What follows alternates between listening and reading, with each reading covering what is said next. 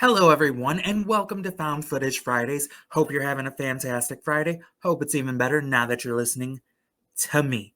So, I have another special edition Found Footage Fridays for y'all. I am recapping an amazing film festival that I attended virtually over this weekend. Some of you all, if you are an in world camera connoisseur, a found footage faithful. New merch, by the way, Found Footage Faithful. We'll have that link below.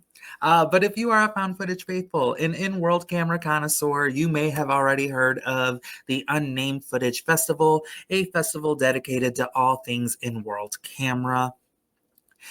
Well, during the pandemic, they were not able to do an in-person event, so they started doing a virtual event. This was now their fifth virtual edition this year, but it all just came alive on its own because it had a Discord. The fans, the viewers, the attendees, they created just kind of a really deep community for this virtual film fest, and I guess it just took off with a mind of its own. I am going to do a quick read of the people involved in this virtual film festival because they deserve all the credit in the world. First off, Russell and Oksana are the founders of this film fest, and the other people that are involved are Samuel, Evan, Sean, Terrell, David, Chris, Clark, and Randy. Again, guys, thank you so much for hosting these amazing virtual film festivals. And this virtual film festival, they title UFF 24 HR 25. So it is the Unnamed Footage Festival 24-hour virtual film fest. And in all honesty, it's 24 plus hours. I think it came out to 37 hours, roughly estimated, of in-world camera content from found footage, mockumentaries, analog horror, music video, over 18 I want to say over 18 or roughly around 18 feature films, an abundance of shorts, trivia, some cool effects, and in all honesty, just nothing but nonstop chatting with the community. Now, I tried my very best to make it the whole way through, but that is 37 straight hours. I took a power nap somewhere in the midnight hour. Like 1 a.m. ish, took a power nap, and then unfortunately my body gave out on me towards the last part on Sunday, and I wasn't able to watch one of the films that I was really looking forward to. Alex Hera. I'm gonna watch that movie, I promise, if it's the last thing I do. But this festival was awesome. Again, so much in-world camera content, a great community behind it. So many of the directors, writers, filmmakers, all of the people, actors involved in these shorts were in the Discord talking about their movies, answering questions, engaging with the chat. It was a great time. Um, there were some movies that I had already seen, some movies that were on my most anticipated list. So there was a lot of stuff to check off, but let me just tell you, something new for me is getting into short films. For some reason, no disrespect to the filmmakers, I just never truly got into horror shorts. The ones that I've seen, I never felt were able to tell the story to a point where I was fully engaged or grasped the entire story in such a short amount of time.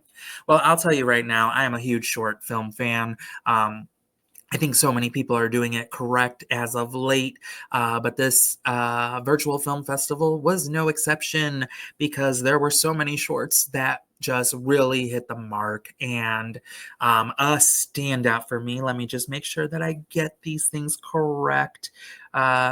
God's Glove by Lucas DeGirolamo. I hope I said that correctly.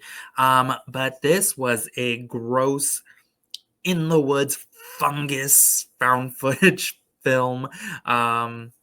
This guy just went into the forest and honestly was touching things he shouldn't have been touching, and that's what he gets. And it was a very gross body horror esque chemical horror, I guess, bio horror. But it was such a phenomenal short film.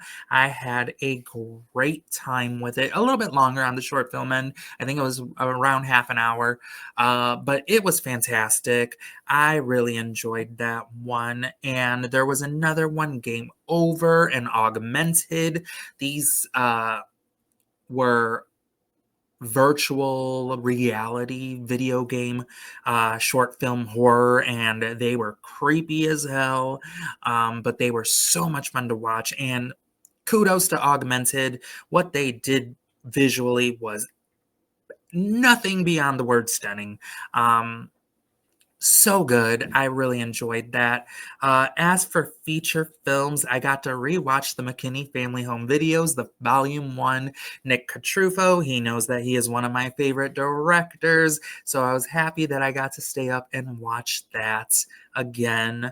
A movie that I got to finally cross off my list for a very long time is Finding Randy, and that is directed by Greg McNichol, and that was like, I felt going like I was going down a rabbit hole trying to figure this mystery out.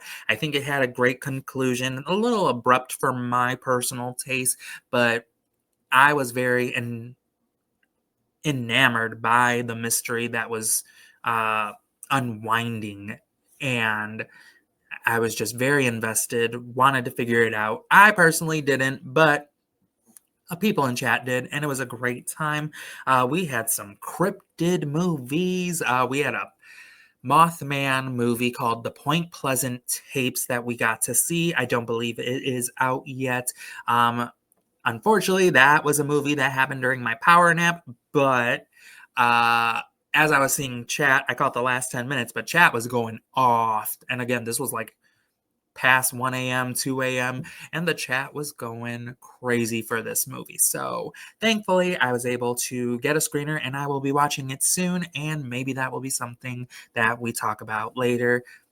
Some other awesome movies. I got to rewatch Old Wounds, directed by the Horror Hippies. They did a fantastic job. It is very creep-esque. I think it has a very brilliant ending. I personally enjoy this movie so much. It is one of my favorite found footage films of the year. I think they did a fantastic job. And I will say, honestly, the darling of this event for me would have had to been American Stream. I thought this Screen Life film really took a deep dive into the bleakness of online culture, streamer culture, what it takes to get famous and what you're willing to do to become famous, and the dark side of meeting people online that you think are your friends. You don't know who they are, some of them truly.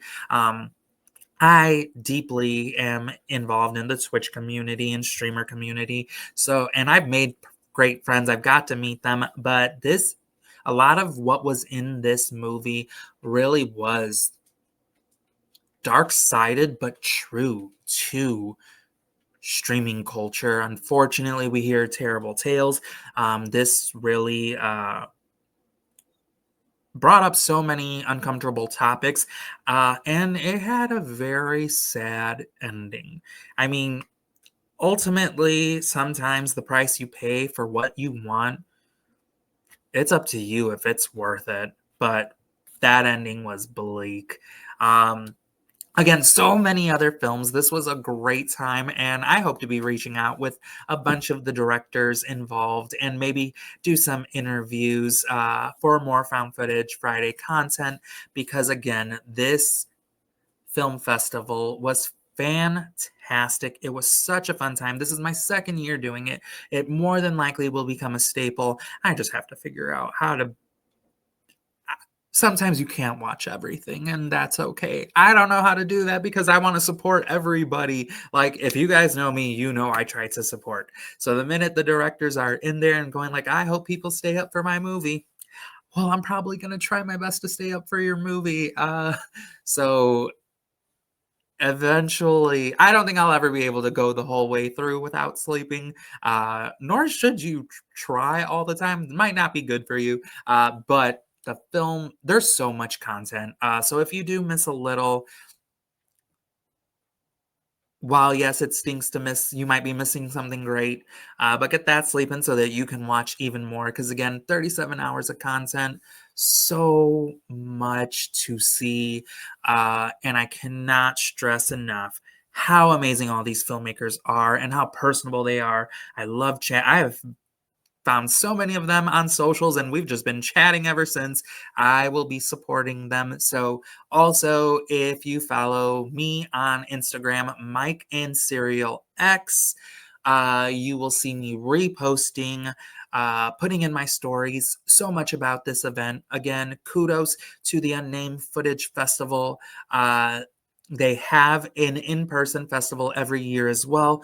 One day I will make it. I want to meet these people in person, but until then, they have me hooked on their found Unnamed Footage Festival 24-hour film fest. I will be doing this for however long they continue to make this film fest. But that is all I've got for you all.